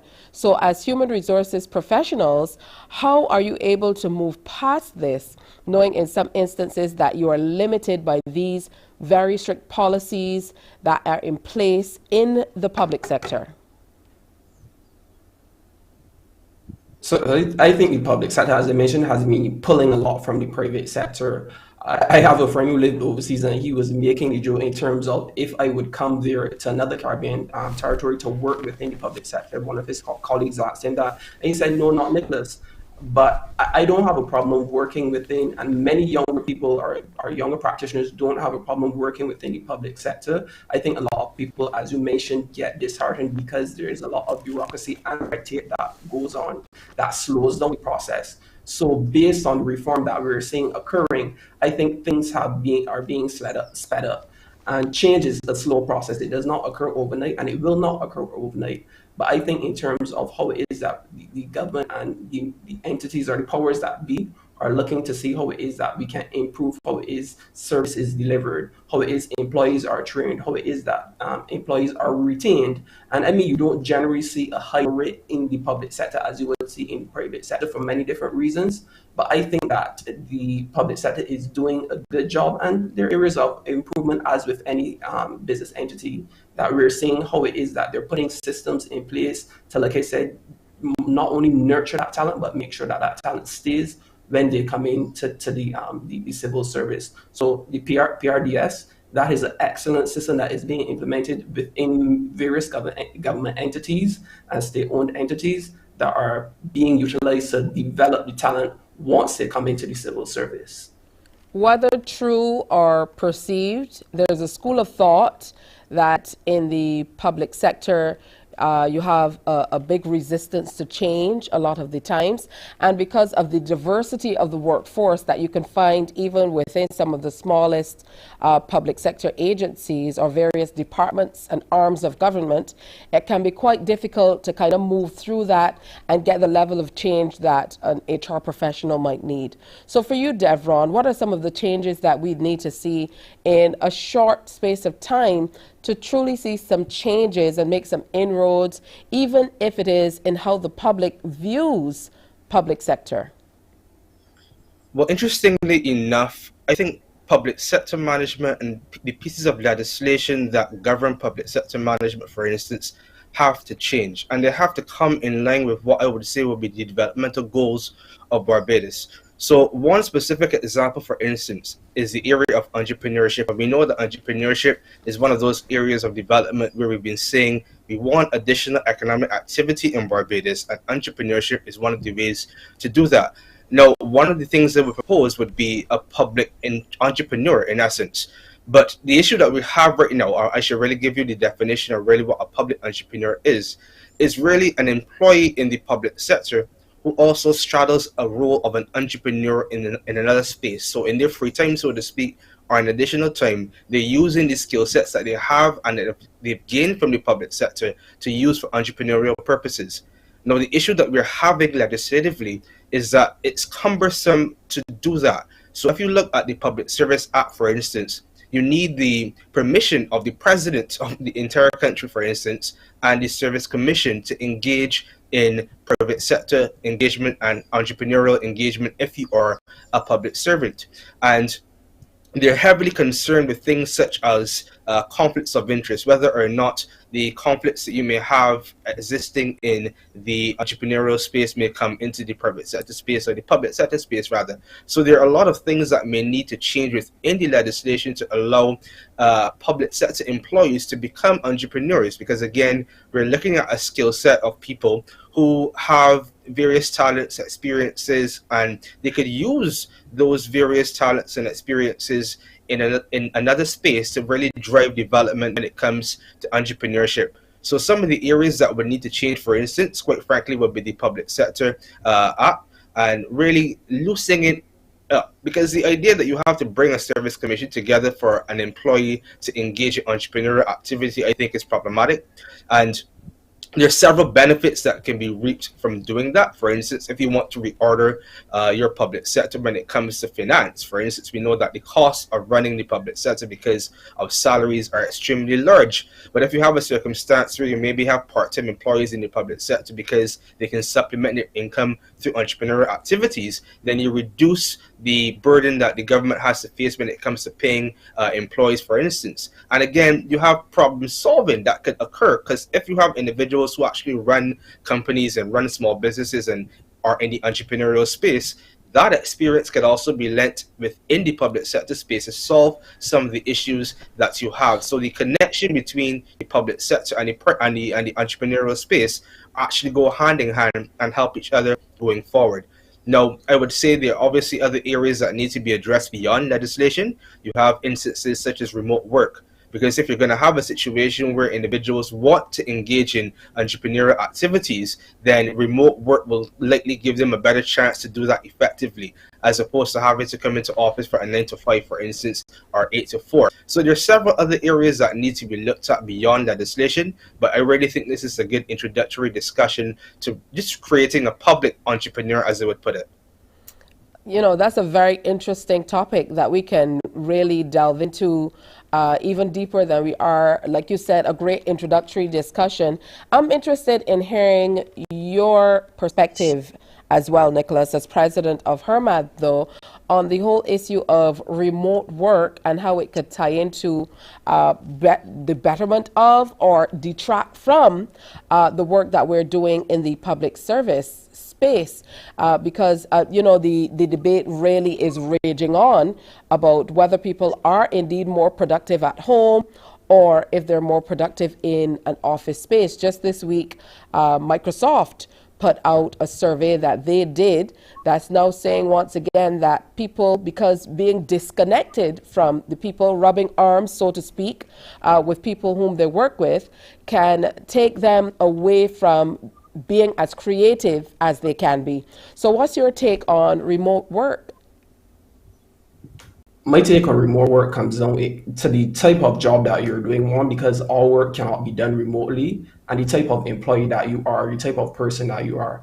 I think managers and leaders need to have the skill set to know those people that are on their teams, to understand the skill set within their teams. So if it is that we specifically in Barbados utilize a hybrid approach, I think that is the best way to go in terms of the world of the future. Obviously, you can't typecast and put one type of working situation across the board or on one type of employee or set of employees.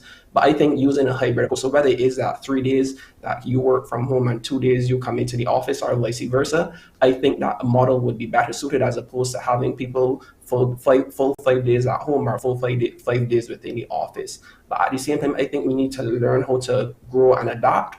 We're in the 21st century. Yes, it is that you cannot necessarily, or all work types cannot be working from home, but you need to understand that we are moving towards a digital age in terms of technology and AI. That is a big thing now, and there are a lot of jobs that are being compromised and being put under question because of how technology is coming into the workplace and possibly displacing and replacing some employees. So I think that is the best approach, using a hybrid model where applicable. And I think the government did a good thing in terms of the work from home policy or the flexibility policy that it had implemented a few years ago. And then post-COVID, it pulled it back. And I think in essence, that was necessarily taking one step forward and two steps backwards, because how it is that we are seeing that we have, we're utilizing the national program in terms of we have international people working here in Barbados, the Welcome Stamp program, but yet still we're reverting programs at home that where we call public servants back into the workplace. And like I said, I'm not trying to dictate how it is that the public sector manages its affairs, but we just need to look at the models and the approaches that we're using going forward to make sure that we get the most efficacy out of our workforces, both within the public and the private sector. That's absolutely true. And Devron, you can attest to the fact that even on the books, as far as public servants are concerned, they're not even open to freely share their political affiliations. So those are things that we definitely need to look at reforming going forward. A great entryway into this discussion as always. Always good to connect with you, Nicholas, and good to have you with us, Devron. We're going to have to continue this discussion because it's only a tip of the iceberg, but it definitely is a great way for people to start thinking about things they can do. And as we wrap quickly, I'd like to let Devron close on wrapping up about how workplace culture ties into all that we're seeing in terms of the backward steps. And I know as a political scientist, you know how much culture can detract from development in a workplace, a workspace, in a department, both in the public and private sector, but we see it particularly in the public sector. And I think you're spot on. And interestingly enough, we have to start thinking about the things that lend to that culture. We have to start thinking of ourselves as an ecosystem. The 8 to 5 job that you have, the 4 to 5 job that you have is just part of your day. But what happens on your way to work? What happens on your way from work? What happens at lunchtime? What happens in your office space? What's happening at home is an entire ecosystem of activities that impact on your work. So when we talk about things like mental health, when we talk about things like safe spaces, issues of diversity, financial realities, there's several things that impact on how persons behave and the culture of work. And I think we have to start thinking about these things, particularly things like transport. For instance, should we be doing park and rides? Should we be doing flexi hours? Should we be doing remote work, for instance, so persons have a better time to spend with their families and their partners and those various things? Those things impact on the happiness of individuals, and the happiness of individuals impact on work. So we have to think of these things holistically as opposed to just within the workspace. Thank you so much. Final word. I know Nicholas is, he wants to add his final word. So final word for you.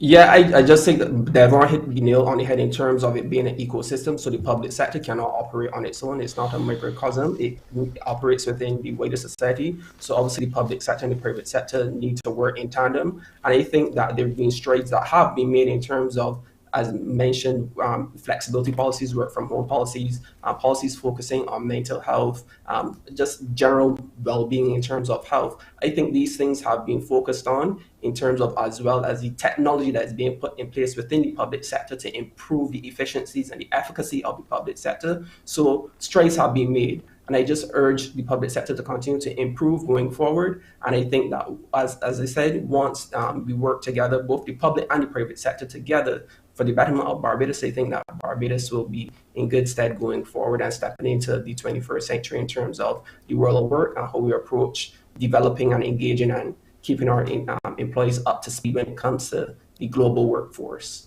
Let's talk HR. Nicholas Roberts, president of the Human Resources Management Association of Barbados, and Devron Bruce, political scientist. Thank you, gentlemen.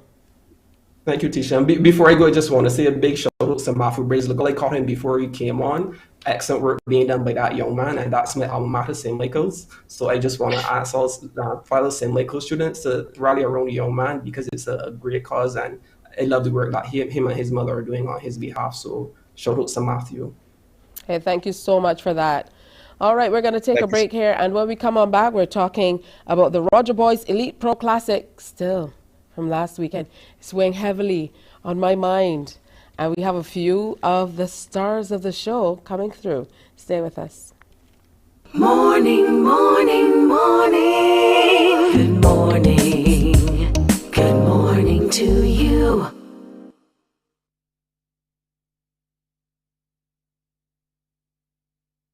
There is a saying, you can find a Bajan anywhere. Are you a Bajan living abroad? Or do you know of one who has migrated to another country?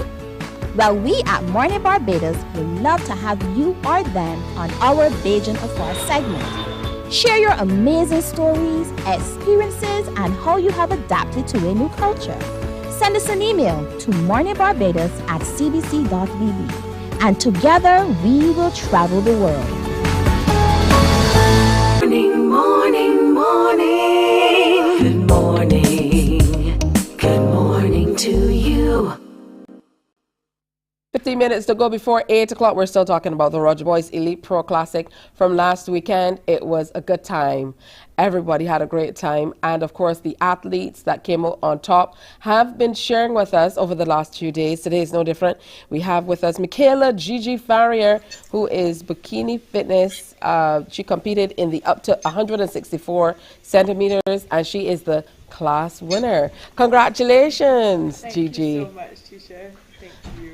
Yeah, I know it's been a lot of preparation. Last time you were here, we had a long discussion on your journey. So how does it feel to get to a place where you were able to accomplish all that you have over the weekend? I am profoundly grateful and very full of joy.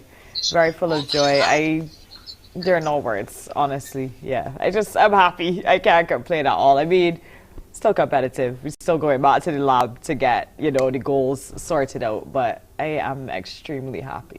All right, we also have Carolyn Bell, the open body fitness class winner and new IFBB Elite Pro. She got her pro card this weekend. I saw you posing with the pro card, girl. And I like that. And I love that nickname, Tinkerbell. I think it suits you just fine.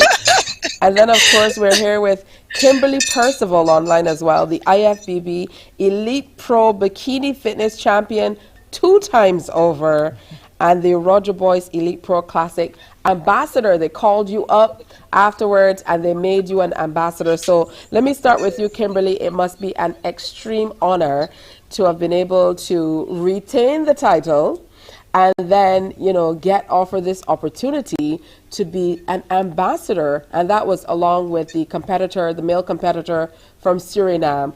So you must feel really great about that. I am.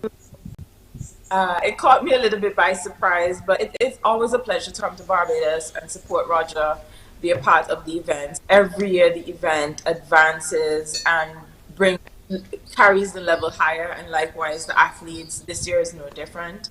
Everybody brought their A game and it was very competitive, and I'm beyond grateful and happy to have come out with defending my title, walking away with a second win, and then of course being designated as an ambassador for this prestigious event.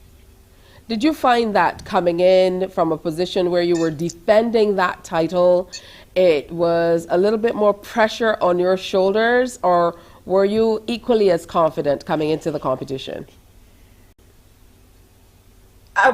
To be very honest with you, every competition I do, I'm nervous. It's natural, especially like this, where it comes down to you and the seconds or minutes you get to determine your final outcome is compounded a bit by going in and being the champion. But I try my best to use the challenges that you have to overcome as a source of motivation and a source of energy, so to speak, to bring my best. So it's finding a balance between nervousness and motivation. So yes, definitely nerve-wracking, but we always try to channel things in positive ways for a positive outcome.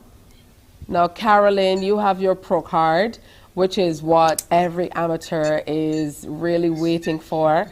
At that point where you got your pro card, I mean, what was going through your mind? I was in absolute disbelief. I was shocked. I felt I was over the moon. I mean, we prepped for the show, we put in the hard work, and we just show up and try to do our absolute best. On the day, anything can happen. You have no idea what the outcome could be. And as much as I was hoping that the outcome would be what it was, I was shocked. Happy, shocked. All right, no. That's all I can say. Yes, that medal is, it wants to be seen on television. I can hear it in the background. So you have to go, the medals, not just It definitely sounds like you're doing some kitchen chores back there, but let's let everybody know these are the medals saying, let me be seen on television. Gigi, I know for you as well, it was a monumental moment. All three of you ladies were pictures of poise and grace on stage. Thank you to my posing coach, Kimberly. Thank you so much. Also, I'm the only one who did not wear my medal. I'm so sorry, guys. I completely forgot. But thank you. Yeah. For you, preparation really has to be a rounded thing because you're preparing your bodies, you're preparing your minds, but I mean, it's such a physical thing. Everything from head to toe has to be on point. And what always gets me is, the poses before the actual poses and all this poise and grace, and I really love it. So what has preparation been like for you? Put a number on it. In terms of the months, or is it just an ongoing thing, and as the months go by you never realize, hey, I've been preparing for an entire year for this competition? Oh God, definitely not. No, I think we would pass out. You definitely have to take breaks in between. For me, my prep started a bit late this year. Unfortunately, last year I had long COVID, so it was a shorter prep, just 12 weeks for me, but the average I think would be about 18 weeks is a nice sweet spot, 24 weeks for some people, depending. So that is your average for most people, to my knowledge at least. Oh, wonderful. Yeah. Kimberly, what's coming up for you next in terms of competitions? As ambassador, I would imagine you have duties that you must undertake. I see all those medals and photos in the back. Don't think it's not lost on us. You know how we are in the Caribbean. You're talking to somebody, what you're trying to see in the background and figure out what's happening, what's going on back there. So we're seeing all those medals and all those wonderful photos back there. So what's coming up next for you on the scene? Well, I have a portfolio from Mr. Boyce in regards to as an ambassador. I think he has quite a bit planned from workshops locally and different ways of educating and improving with Barbados throughout the Caribbean, which will then be better advancements and performances on stage. In terms of competition for me, my next event will be probably Prague in September, so I have a little bit of time in between now and then. So for now, I actually got back in the gym for the first today. Going to be on a little bit of a maintenance, like Gigi said, for me it was about a 20-week prep. So just giving the body a little break, and then I'll jump back into it because, of course, we're always striving for progress down the line. Just in time to get ready for Prague, and then, of course, all right, we're definitely not giving Kimberly the option to dial in next time. Technology can't keep us from hearing all this good stuff. All right, but Carolyn, you're now a pro, so there's a whole new world open to you in terms of fitness. What's your next step? Well, the plan is to take a short break, go back to the drawing board. My coach created an improvement plan for the off season, because the plan is to work hard in the off season so that you can definitely show off your gains when it's time to step on stage. And that prep in the off season will be geared towards competing with the pros in 2024. That's the plan. Oh, all right. I can see that you're ready and roaring to go. And, this represents a long time in coming for many of you. Back to you, though, Carolyn, Kimberly, rather. As the two-time champ, it would be remiss of me not to ask you about whether you're going to come and defend this title in 2024. And it definitely is not too long out for me to ask that because Gigi just told me that you have to prep from now to make sure you're ready.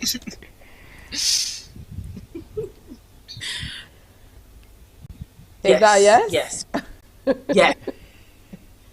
Definitely we'll be back again next year. You know, Barbados, special place in my heart. I cannot, until I retire, I don't see myself ever having an opportunity to Barbados. So, for sure, I'll be there.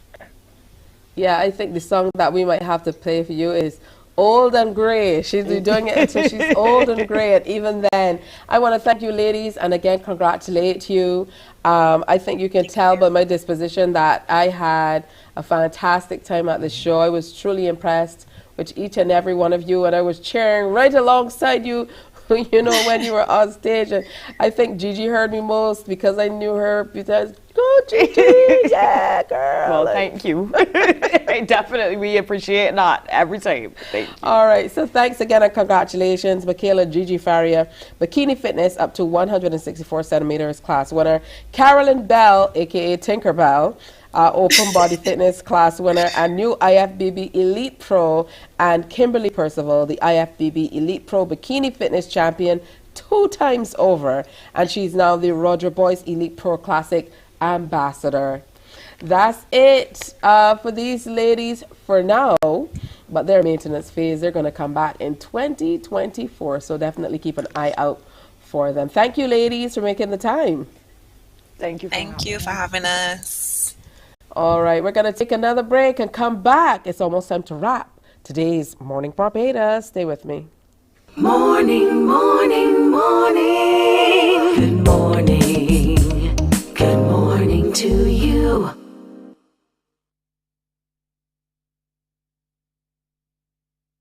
There is a saying, you can find a Bajan anywhere.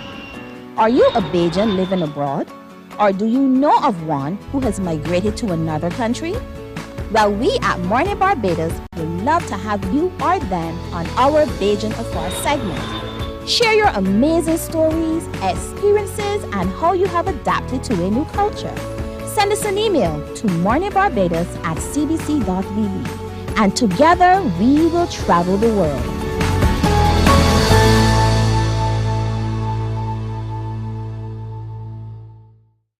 Enjoy movies, soaps, drama, comedy, inspiration, education, music, and more. You get it all when you get MCTV, because MCTV gives you more. Morning. Good morning.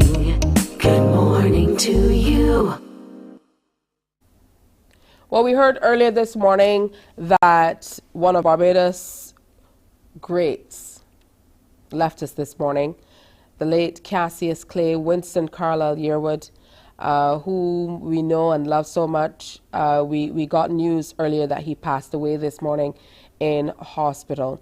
He was known in many fields, from entertainment with his band, The Generation Bridge, as he performed on many stages, both locally and overseas.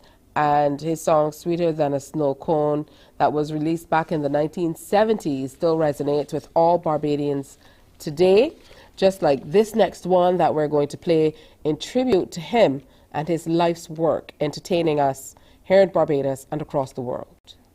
You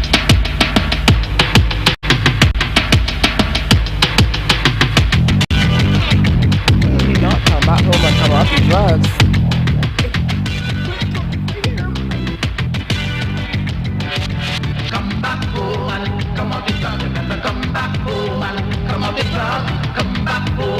Come on, big brother, better come back home and come on, big brother. When I used to have you was so big and fat, girl. Now you looking like a little red rat. Early in the morning, I give you bacon and egg. Now that you're supposed to get in sardine and bread. Come back home and come on, big brother, better come back home and come on, big brother. Come back home and come on, big brother, better come back home and come on, big brother. Come back home, hey. Come back home, yeah. Come back home, hey. Come back home, yeah.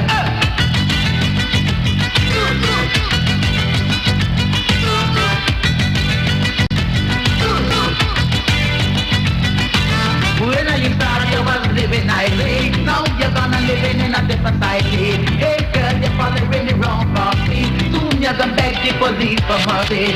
Come back home and come on the drugs. You better come back home and come on the drugs. Come back home and come on the drugs. You better come back home and come on the drugs. Come back home, come back home, yeah. Come back home, come back home, yeah.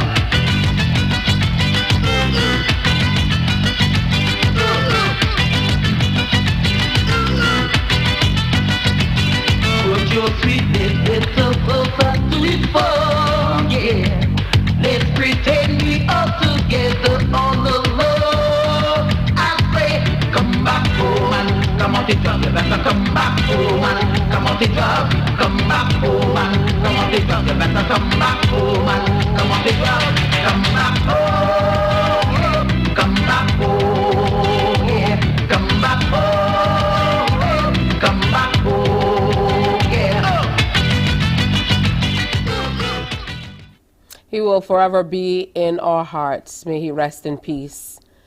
All right, well, coming up tonight, the CBC Socoholics are out and about with the 94.7 FM Soca Karaoke Competition at Kings and Queens Bar, Bow Road in St. Michael. So bring your best soca voice and come. Winner takes all is a cash prize. That's the 94.7 FM Soca Karaoke Competition. It's powered by Mount Gay Rum, Remy Martin, Coke No Sugar, Dasani and Schweppes. And that brings us to the close of today's show. We want to thank you for spending some time with us. Gigi has stuck around because we still have to take our photographs, but we're going to have a good time. Thanks to you. Be careful as you move around the island today, and make sure you come on back for our Thursday presentation. Have a good one. Remember to wear your smiles. On behalf of the entire crew, have a good one. Bye-bye. Wake up, wake up, wake up, wake up. Barbados, get up. Good morning.